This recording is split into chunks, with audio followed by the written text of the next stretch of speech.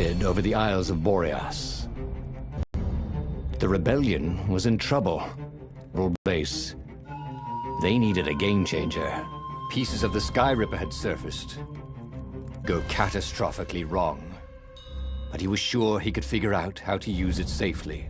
Also, a temple had risen out of empty desert. The Iblis Stone was hidden there. It was a dangerous artifact. It could corrupt its user into a bloodthirsty monster. Maybe he could find a way to use it, to take its power without surrendering to its wickedness. And also, his old friend Lupino needed rescuing. Of course, Reynardo had a pretty strong suspicion that Lupino had betrayed the rebellion, and he had a gut feeling that he needed to use that to his advantage. Every child knew about the Sky Ripper. The Transcendent Emperor had buried its pieces to the surface. Reynardo wasn't exactly sure how to use the legendary weapon. But surely there must be some way to do it without provoking another catastrophe. Had he, somehow, summoned the long-lost components of the legendary weapon out of the deep places of the Earth? It was more than Reynardo could fathom. But if he could find a legendary weapon, he would use it.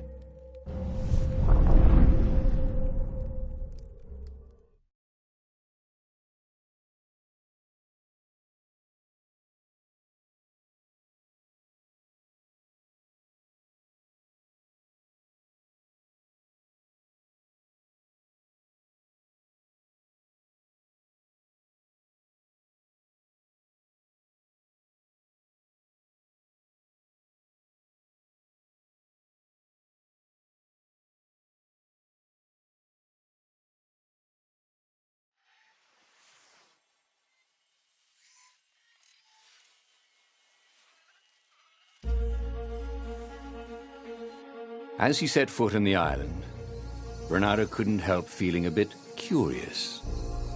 Was Lupino still waiting to be rescued? No. He was probably drinking champagne with the ravens. Did ravens drink champagne? Did rabbits? Reynardo felt oddly thirsty, come to think of it. Why had he chosen the Sky Ripper? Reynardo never made plans that required constant vigilance.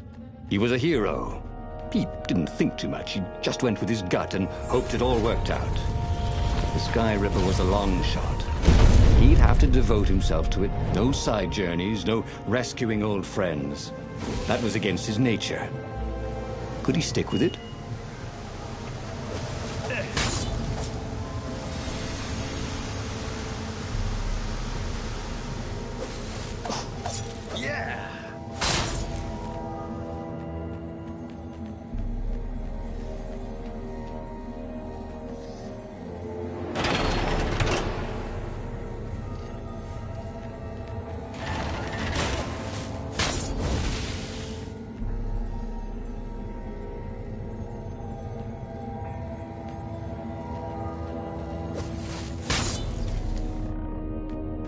The people who had built this castle, did they even know what monstrous weapon lay hidden within their walls?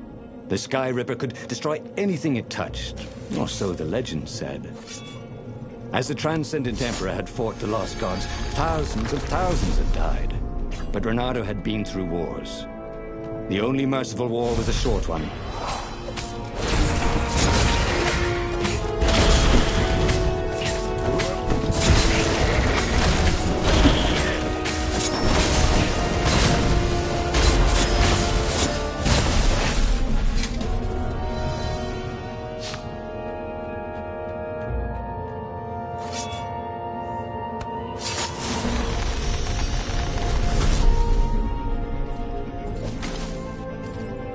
When he was still a thief, Reynardo had always been attracted to the women with the biggest chests. No, that's not what I meant. To rob.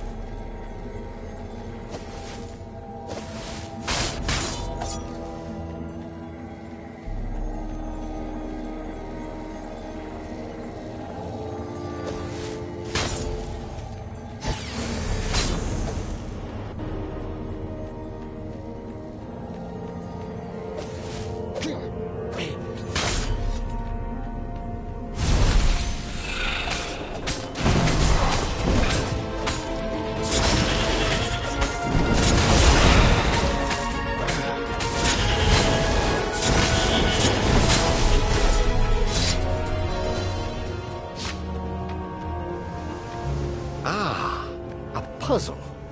Reynardo loved puzzles. Except we couldn't figure them out. On the other hand, if there was a puzzle, it was probably meant to keep people away from something good.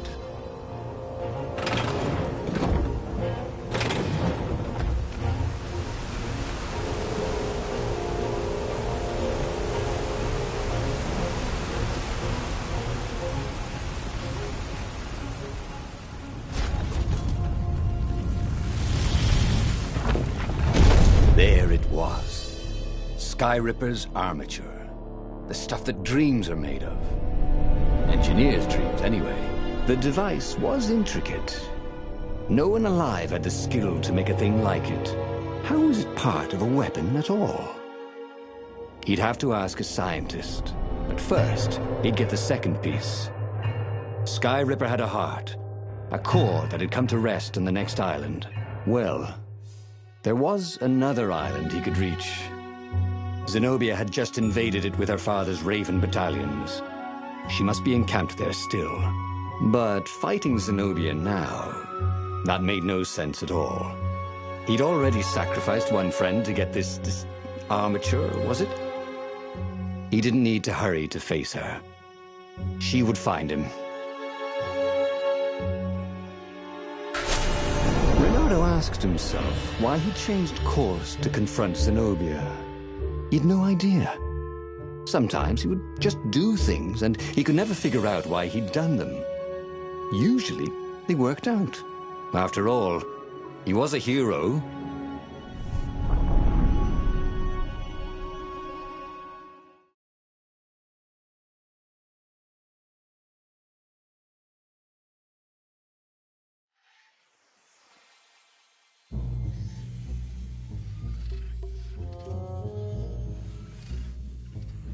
The truth is, though, he wanted to see her, wasn't it?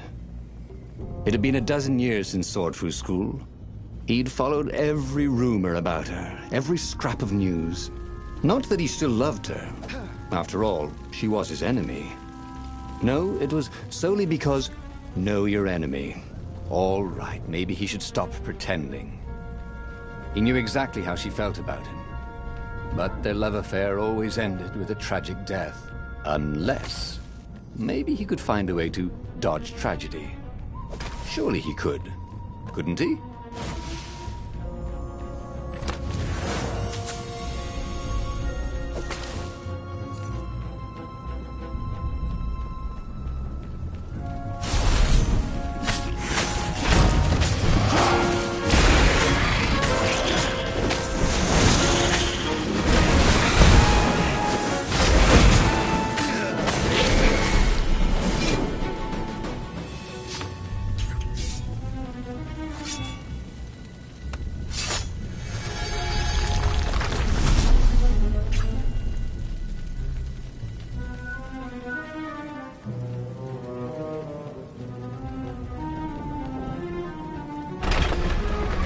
Couldn't do worse with Zenobia than he'd done with the core, could he?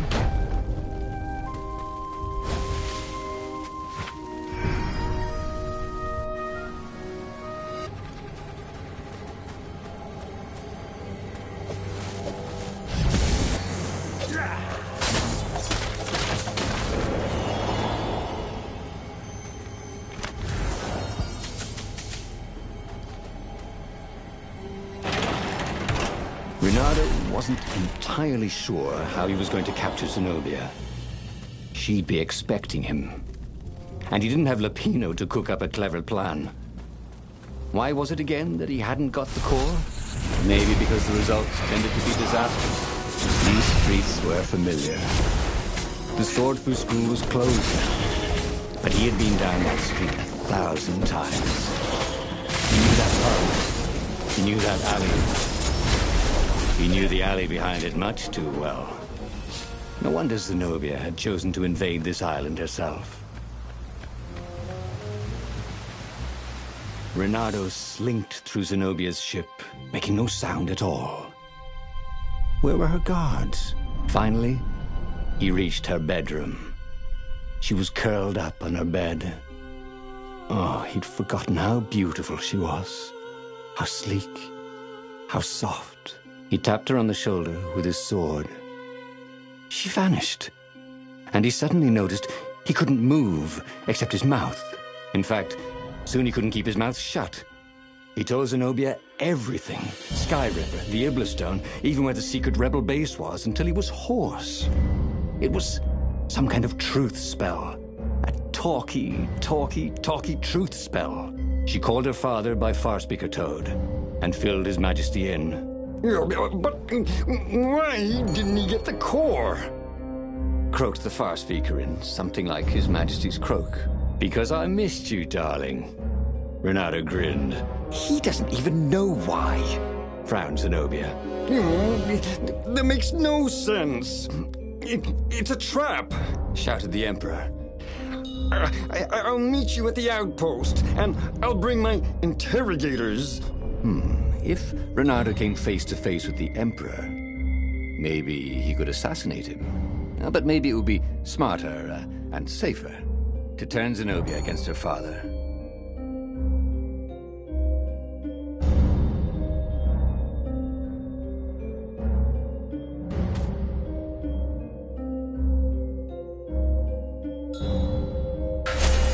What are you doing? Asked Zenobia.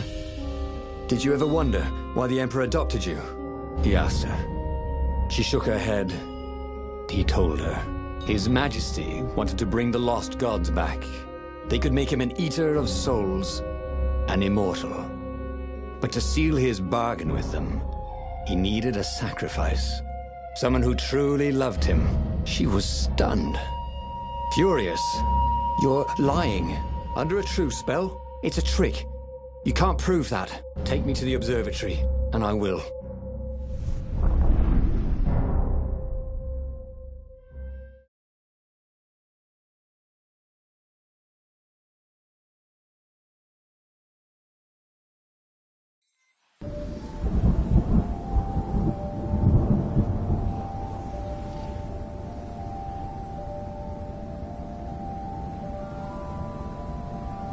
What kind of proof could you possibly have? She said as they landed on the Nexus. Your father ritually sacrificed a village. And he left witnesses? The scientists resurrected one. Well, it's not really alive, but it can talk. A true witness. She frowned. The dead can't lie. Well, I bet they could. They just don't have any reason to. She nodded grimly. You go on ahead. I don't want the Ravens to see me.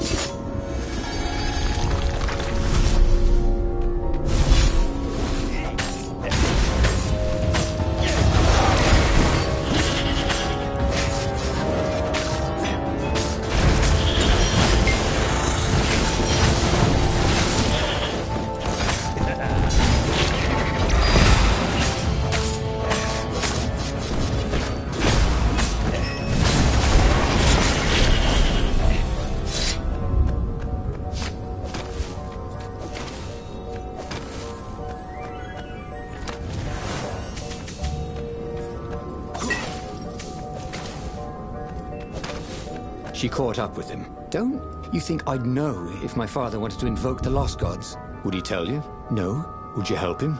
No. I'd burn his books. Why'd he adopt a stray cat? You don't ask a thing like that. No, not when there's no good answer, she said, her whiskers twitching.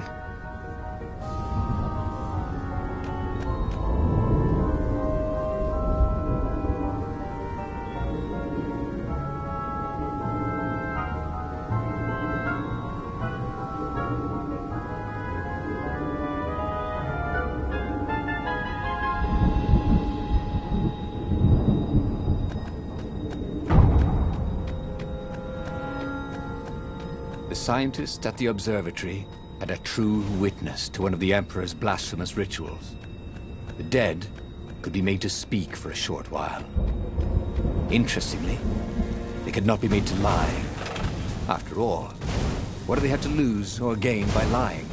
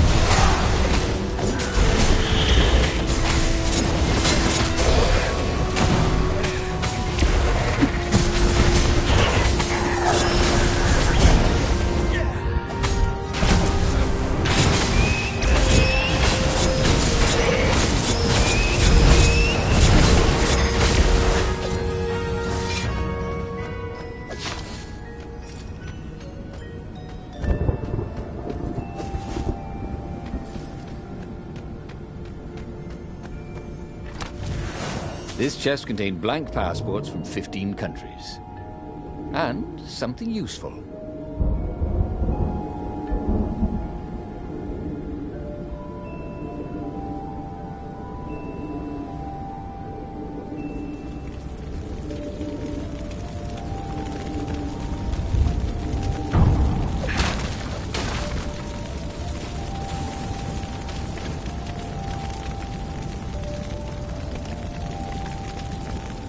The observatory was a burning hulk. Dead scientists and black feathers everywhere. The ravens had burned the reanimated witness to cinders. Reynardo was stunned. "No rebels," Zenobia said, upset.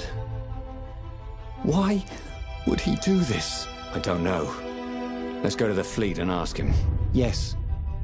I'll meet you on the mountains. There's something I have to get first."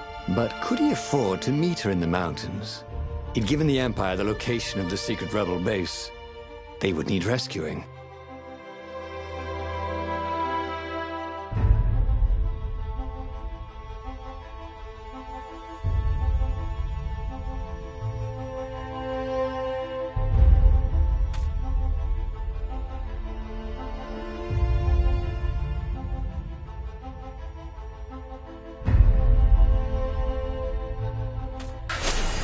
Why was he going to meet up with her?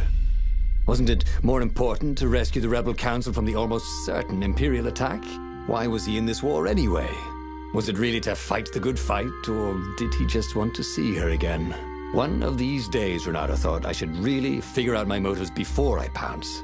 Nah.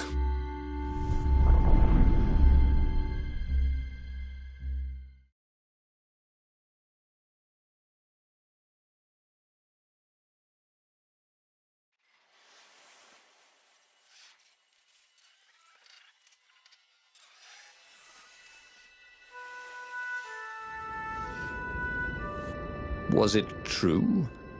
Was he on this adventure just to see Zenobia again? The Imperial heir was not an easy cat to see. Well, she'd ignored all his Kwanzaa gifts. And on the other paw, trying to get a date by joining a war against your intended was, let's say, pretty optimistic. But on the back paw, thought Reynardo, yes, it sounds exactly like him. Good, I'm so glad we had this little chat, he told himself.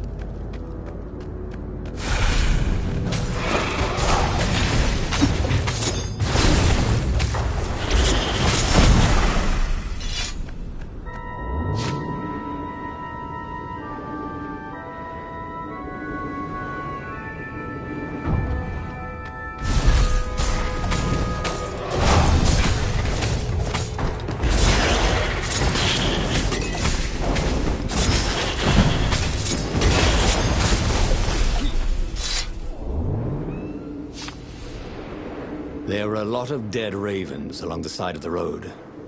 Someone had rampaged through here on a killing spree. What had Zenobia gone to get? He had a chilling feeling it was the Iblis stone. Zenobia was level-headed. Stone would make anyone bloodthirsty. You could tell her style from the blade work on the dead bird.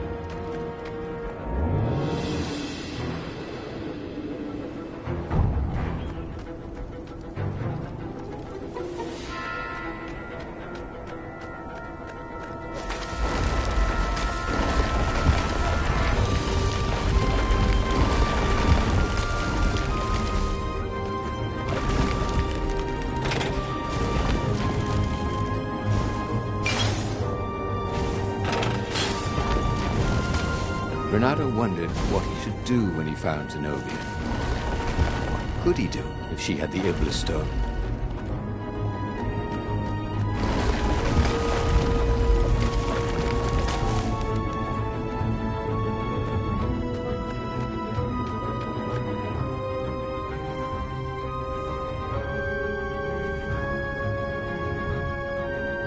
He reached the summit, expecting no one. But there she was, steaming, pacing. I'm gonna kill him, she said. I'm gonna kill all his ravens, and then him, and then his family, and all their eggs and tadpoles. And then I'm gonna burn down their pond. Did you go and get the Iblis stone? You see, all these ravens I killed. So much power. Yeah, great, Reynardo said. You really want power from a demonic rock? You want the stone, don't you? Not really. Good. I'd rather not have to kill you. He told her he loved her. That he wouldn't let the Iblis stone take her, even if he had to die for it. Well, he planned to tell her. Now didn't seem like the right time. She'd probably cool off in a bit. So he let her get in her ship and fly off. He rushed back to the Farfarer and followed her, keeping a healthy distance. Zenobia's ship was just visible through the clouds ahead.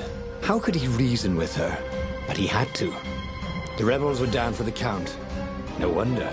He'd betrayed the location of their base and then he'd abandoned them. And if she became Empress while she was in the grip of the Iblis stone, if she became Empress by murdering her father, she could still be a great Empress. But she could also be a nightmare Empress. She had to be stopped.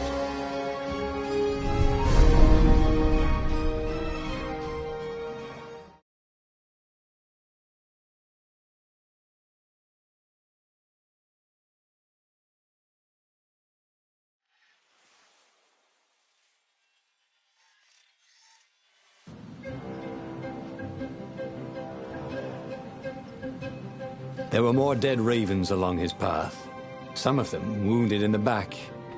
He knew she could have easily talked her way past them, or clouded the little tiny raven brains with a spell.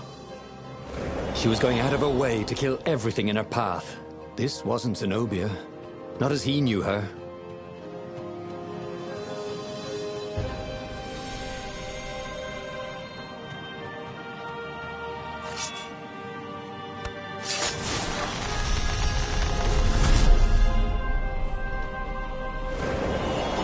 There it was again. The back door to the portal that went to the center of the fleet.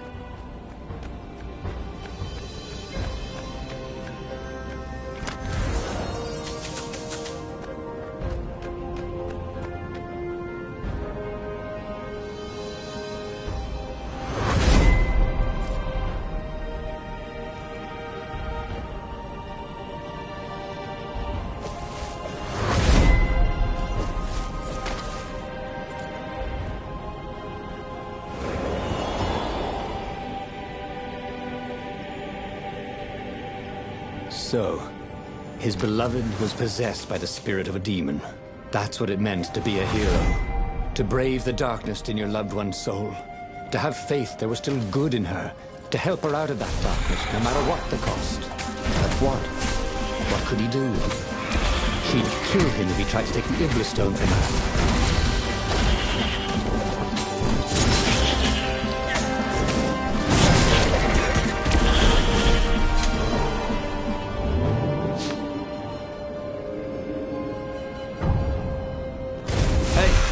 Who do I have to kill to get a drink around here? You? Okay.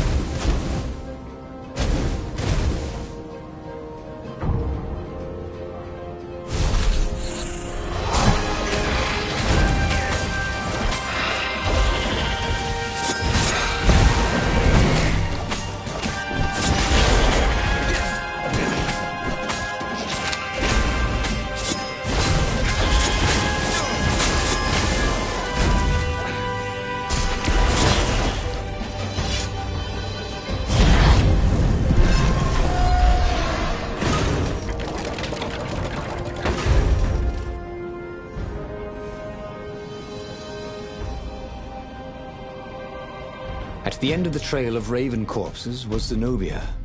Her father was frantically rigging a strange apparatus wrapped around a glowing core. "Don't do it!" he shouted. "You'll hate yourself in the morning! Stay back!" She screamed in a horrible voice he'd never heard before. It froze him in his tracks. He told the toad, "Or hop!" But he didn't manage to voice it, only think it. Zenobia stabbed her blade forward, and His Majesty fell dead. She began laughing hysterically. Or was she weeping? "Just walk away," she laughed at him. "I've no more use for you." There was something he needed to do, but he couldn't figure out what it was. So he did as he was told. As he walked away, he felt a chill in the world. The light in the sky seemed to dim. He didn't dare turn. He had a nagging feeling there was something he should have done just then. Something heroic. But he could not have taken the Iblis stone from her by force. And she would not have parted with it willingly. A cold wind blew from where she had been. But he still didn't dare turn. And then, an awful laughter filled the air. And all the torches and all the ships went out. And he realized what he should have done. But by then, it was too late to do anything.